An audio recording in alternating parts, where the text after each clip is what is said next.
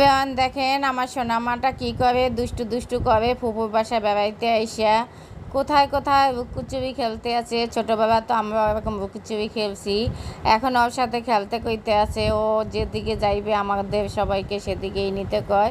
আমার কাছে তো খুবই ভালো লাগে এরকম যদি সারা ঘর আমার দুষ্টু দুষ্টু মাটা এরকম যদি আরও আয়নায় ওকে দেখা যায়। দেখেন কেমন করে ফ্রিজের আয়নায় আর ফ্রিজের গ্লাসের মধ্যে ওকে দেখা যায়, ও খুব মজা পায়। আর এইভাবে সারা ঘর টই টই করবে, ওর সাথে খেলতে হবে। আর ঈদের দিন আইসা এই যে এরকম করতে আছে, আমার তো খুবই ভালো লাগে, কিন্তু একটু ভয় থাকি ওই যে কারেন্ট আসে। আর এই যে এইভাবে ওর সাথে খেলতে হবে। আমার ভাই মেয়েটা কেমন সবাই কমেন্টে জানাইবেন, সবাই একবার আলহামদুলিল্লাহ বলবেন। আর এর দুষ্টু মিষ্টি মুহূর্তটা আপনাদের কাছে শেয়ার করছি। দেখেন কত জায়গায় যায়, পাকঘরেও চলে যায়, এই যে দুষ্টুমি করে। এখন একটু বড় হইতে আসে না, দুষ্টুটু বাড়তে আছে আর দুষ্টুর পরিমাণটাও বাড়তে আছে। শুয়ে থাকছে তখন আর এই যে আমার দ্বারে আসা করে নেবে না, সে সারা ঘর টই টই করবে, সে সব জিনিস হাতাইবে, সে অনেক মজা পায়।